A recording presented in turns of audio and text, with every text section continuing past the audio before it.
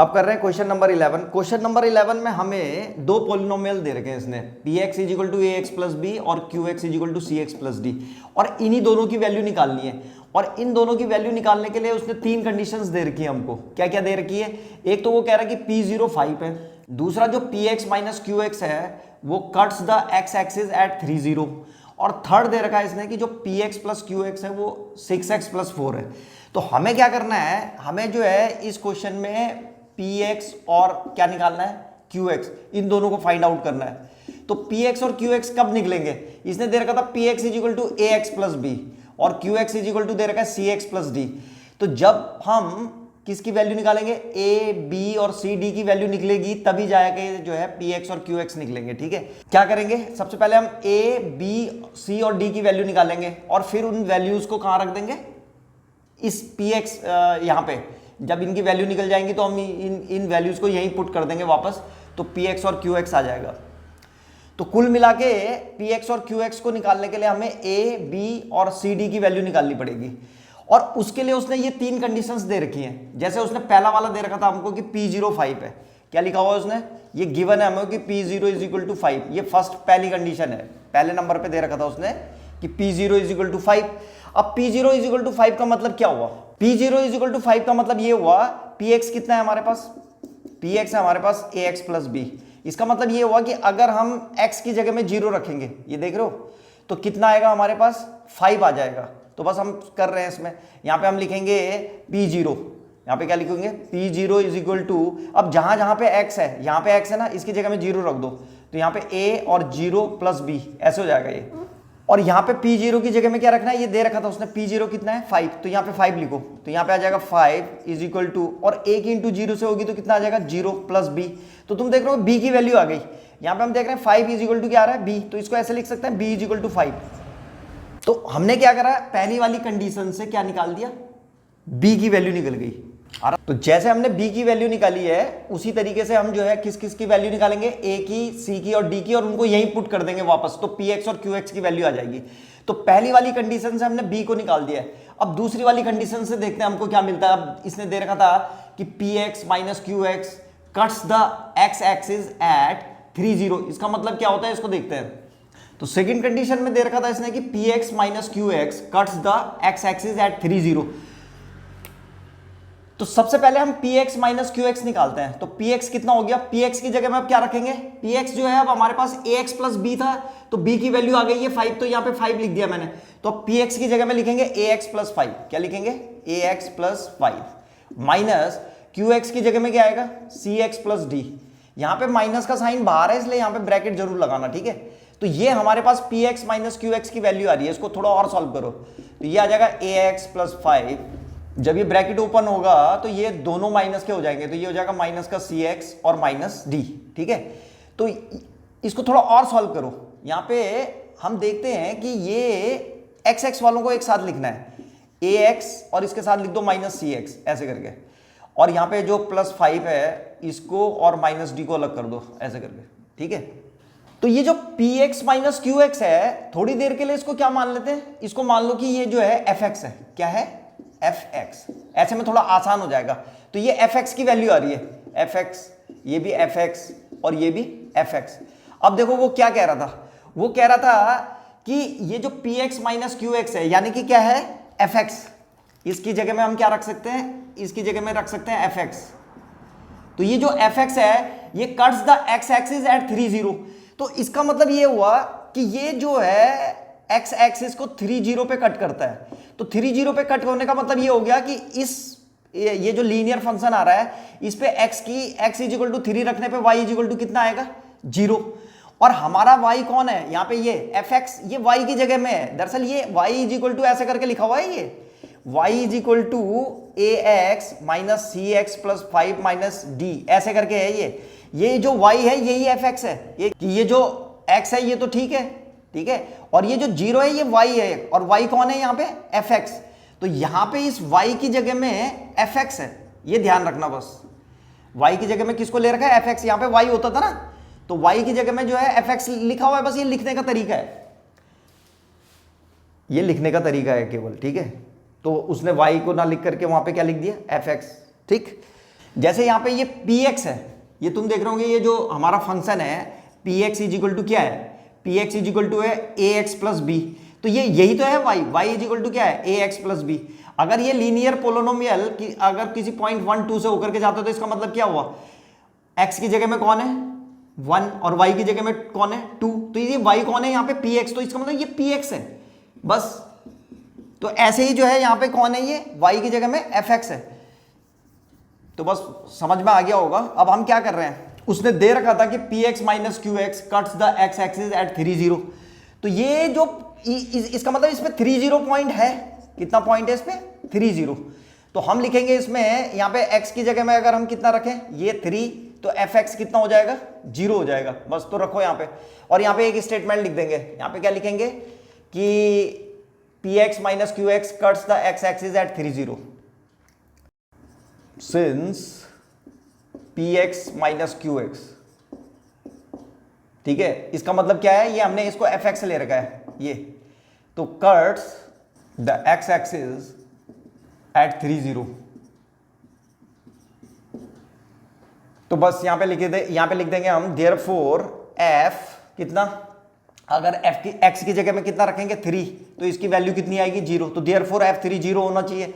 तो बस यहां पे रख देंगे, यहां पे लिखेंगे हम f3 इज इक्वल टू जहां जहां पे x है वहां पे 3 रखेंगे, तो ये हो जाएगा a और x की जगह में 3 आ गया, माइनस c x की जगह में 3 आ गया, प्लस 5 और माइनस d, और f3 की जगह में कौन है 0, तो यहां पे लिखेंगे 0 is equal to 3a minus 3c plus 5 और माइनस d, ठीक है। तो यहां से एक रिलेशन मिल गया हमें, किस किस में, a c और d में क्या मिला है, ये मिला है 3a माइनस 3c, और इसको माइनस डी को पहले लिख दे, माइनस डी और प्लस 5 इज इक्वल टू कितना आ रहा है 0।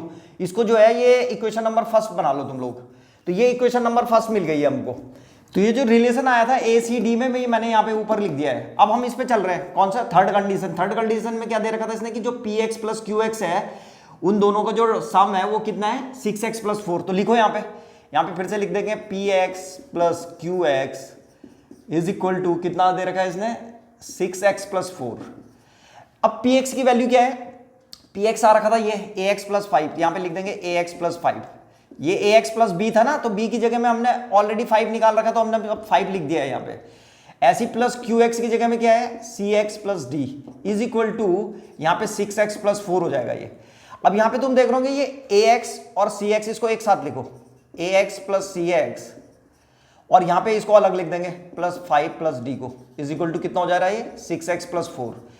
अब यहाँ पे क्या करना है, इन दोनों में x कॉमन है, यहाँ पे x कॉमन है, इसको बाहर निकालो x को। तो इसको ऐसे करके लिख देंगे a प्लस सी, और ये जो x है इसको कॉमन ले लिया हमने यहाँ पे। भाई x को जब कॉमन लेंगे, दोनों में था ना कॉमन, तो ऐसे कॉमन ले सकते हैं यहाँ पे। तो यहाँ पे बच जाएगा a और यहाँ पे बच जाएगा प्लस सी, क्योंकि अगर इसके अंदर मल्टीप्लाई करेंगे तो फिर से यही आ जाएगा। भाई x के अंदर मल्टीप्लाई करोगे तो क्या आएगा ax, फिर x की इससे इंटू करेंगे तो क्या आ जाएगा cx। तो इसको ऐसे लिखा जा सकता है x को कॉमन लेकर के, और प्लस ये 5 प्लस डी को ऐसे लिख देंगे। इससे क्या होगा, 5 प्लस डी को ऐसे लिख देंगे और ये 6x प्लस 4 हो जाएगा। अब ऐसा लिखने से क्या फायदा हुआ है कि हम क्या कर सकते हैं, यहाँ पे हम x का कॉफिशिएंट क्या है 6, और यहाँ पे x का कॉफिशिएंट क्या है ये a प्लस सी। अरे अगर क्या है इसका कॉफिशिएंटों को कंपेयर करेंगे। अब तुम चाहो तो इसको ऐसे लिख लो a प्लस सी, और यहां लिख दो x को, और प्लस 5 प्लस डी, और इज इक्वल टू यहाँ पे 6x प्लस 4। और अब ध्यान से देखो जरा, यहाँ पे क्या हो रहा है, ये जो x का कॉफिशिएंट है, इस x का कॉफिशिएंट क्या है a प्लस सी, और यहाँ पे इस x का कॉफिशिएंट क्या है 6। तो इसका मतलब क्या हुआ, इसका मतलब ये हुआ कि a प्लस सी किसके इक्वल होना चाहिए 6 के इक्वल। और ऐसे ही ये जो बच गया 5 प्लस डी, ये किसके इक्वल होना चाहिए 4 के, तभी तो इक्वल आएगा ये, ठीक है। अरे ये जो 5 प्लस डी है ये किसके इक्वल होना चाहिए 4 के। इससे हमें ये मिल गया कि जो 5 प्लस डी है वो 4 के, और जो a प्लस सी है वो किसके इक्वल है 6 के। तो यहाँ पे जो है हम बस एक स्टेटमेंट लिख देंगे कि comparing both side, comparing both side. तो जब कंपेयर करेंगे बोथ साइड, तो यहाँ पे हम देख रहे हैं a प्लस सी की जगह में 6 आ गया, और 5 प्लस डी की जगह में कितना आ गया 4। तो ये इक्वेशन नंबर 1 बन रखी थी, इसको इक्वेशन नंबर 2 बना दो, और ये वाली जो इक्वेशन है हमारी, ये इक्वेशन नंबर 3 बन जाएगी। और ये जो इक्वेशन नंबर 3 है, यहां से d की वैल्यू आ रही है, देखो d इज इक्वल टू कितना हो जाएगा, d इज इक्वल टू हो जाएगा 4 माइनस 5, और d is equal to 4 minus 5 कितना हो गया -1। तो इस तरह से हमने d की वैल्यू भी निकाल दी। अब d भी आ गया है हमारा। ये जो d है cx प्लस डी, इस d को हटा करके मैंने कितना लिख दिया -1। तो यहाँ पे -1 आ जाएगा ऐसे करके, तो प्लस माइनस माइनस ही होता है तो -1। तो यहाँ पे जो है d की वैल्यू भी आ गई -1। b की वैल्यू हम पहले निकाल चुके थे 5, d की वैल्यू भी -1 आ गई। बस अब a और c की वैल्यू निकालनी है। तो a और c की वैल्यू निकालने के लिए ये हमारे पास ये इक्वेशन है और एक ये इक्वेशन है। इन दोनों को मैं यहाँ पे लिख रहा हूँ a plus c is equal to 6। ये दूसरी इक्वेशन बनी हुई, बस इन दो को सॉल्व कर देंगे। अब देखो ये जो पहली इक्वेशन थी, पहली इक्वेशन क्या रखी है 3a माइनस 3c और माइनस डी। ये जो माइनस डी है, माइनस डी की जगह में अब हमारे पास कितना आ गया था, डी की वैल्यू -1 आ रखी है। तो हम क्या करेंगे, यहाँ पे डी की जगह में -1 लिख देंगे ऐसे करके, और प्लस 5 इज इक्वल टू 0 यहाँ पे लिख देंगे, डी इज इक्वल टू -1 रख दिया हमने। तो ये हो जाएगा हमारे पास कितना, ये हो जाएगा 3a माइनस 3c और +1 प्लस 5 इज इक्वल टू 0। तो 3a और यहाँ पे कितना हो जाएगा -3c और 5 और 1 कितना हो गया 6, तो +6 इज इक्वल टू 0 ऐसे आ जाएगा ये। तो ये आ जाएगा हमारे पास 3a minus 3c is equal to, और इस 6 को इस साइड भेज देंगे तो कितना हो जाएगा ये -6। तो देखो जो इक्वेशन फर्स्ट थी हमारी, ये वाली इक्वेशन फर्स्ट, ये अब जो है सिंपल फॉर्म में कन्वर्ट हो गई है। ये इक्वेशन जो है सॉल्व होकर के अब ऐसे आ गई, इसको थर्ड मान लेते हैं, ठीक है। ये इक्वेशन फर्स्ट में हमने क्या करा, डी की वैल्यू रख दी थी, डी इज इक्वल टू -1 आ रखा था, ये रख दिया हमने।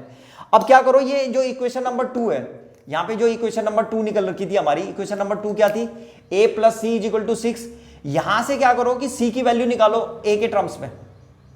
हमारे पास क्या आ रखा था, a plus c is equal to 6 आ रखा था। तो a की वैल्यू क्या लिख सकते हैं हम, a is equal to c को इस साइड भेज दो तो 6 माइनस सी हो जाएगा। ये हमारी दूसरी इक्वेशन थी, ये दूसरी इक्वेशन से निकाल दिया हमने, a is equal to 6 minus c. और इसको जो है कहां रखेंगे अब, यहां थर्ड में। तो substituting this value in equation number 3। तो जब तुम a की जगह में 6 माइनस सी रखोगे, कहां पे रखना है इसको, यहां पे। तो यहां पे हम देखते हैं, यहां पे क्या है, ये 3 और a की जगह में कितना रखना है, 6 माइनस सी रख दो, और फिर -3c इज इक्वल टू -6 है। बस अब इसको सॉल्व करो, यहां 3 के अंदर इंटू हो जाएगी, तो ये कितना हो जाएगा, 3 6 18 -3c इज इक्वल टू -6। बस इसको सॉल्व कर देंगे। अब ये आ जाएगा 18 और -3c, और -3c कितना होता है, -6c इज इक्वल टू -6। और इस 18 को इधर भेज देंगे अब, तो क्या आएगा, ये यहाँ पे ये आ जाएगा हमारे पास -6c ऐसे ही बचेगा यहाँ पे। ये 18 जब उधर जाएगा तो ये हो जाएगा -6 और -18। तो -6c इज इक्वल टू कितना हो जाएगा, -6 और -18 कितना होता है, -24। और ये माइनस से माइनस कैंसिल हो जाएगा, तो कितना आ गया हमारे पास, 6c इज इक्वल टू 24। तो c की वैल्यू आ गई, c इज इक्वल टू कितना हो जाएगा, 24/6। ये 6 नीचे आ जाएगा यहाँ पे, तो डिवाइडेड बाई 6, तो 6 4 जा 24। तो हम देखते हैं अब हमारे पास c की वैल्यू भी आ गई है। c कितना आ गया हमारे पास, 4। तो यहाँ पे इस c की जगह में मैं 4 लिख रहा हूं, ये आ गया हमारे पास 4। अब जैसे ही c की वैल्यू निकली 4, तो अब हमें क्या करना है, a की वैल्यू भी निकाल देनी है। a की वैल्यू यहां से निकल जाएगी, ये a इज इक्वल टू क्या आ रखा था हमारे पास, a इज इक्वल टू था 6 माइनस सी। तो यहां पे लिखेंगे हम, हमारे पास था a is equal to 6 minus c, और a is equal to 6 minus c की वैल्यू निकल गई है। c की वैल्यू कितनी आई है हमारे पास, 4। तो यहां पे लिख देंगे 4। तो a is equal to 6 minus 4 कितना होता है, 2। तो a की वैल्यू भी आ गई है। तो यहां पे इसे a को हटाओ और इसकी जगह में 2 रख दो, तो तुम देख रहे हो इस तरह से हमारे px और qx की वैल्यू आ गई है। तो यहां पे लिख देंगे therefore px is equal to कितना हो गया, px is equal to 2x plus 5, और qx इज इक्वल टू कितना हो गया है, qx इज इक्वल टू हो गया 4x माइनस 1। तो ये था क्वेश्चन नंबर 11। कुछ बच्चों को ये थोड़ा कॉम्प्लिकेटेड लग सकता है। इसका जो रीजन है वो ये है कि इसमें जो है सब्स्टिट्यूशन मेथड यूज किया गया है, यानी कि हम एक इक्वेशन से वैल्यू निकाल करके दूसरी इक्वेशन में रखते हैं, और इसमें जो है 3 और 4 इक्वेशंस बनी है। इस वजह से ये थोड़ा कॉम्प्लिकेटेड लग सकता है। आप लोग इसको 1-2 बार रिवाइज कीजिए, आप लोगों की समझ में आ जाएगा। अगर किसी को कोई प्रॉब्लम होती है तो आप लोग जो है कमेंट्स बॉक्स में अपना क्वेश्चन पूछ सकते हैं, हम कोशिश करेंगे आप लोगों की हेल्प करने की।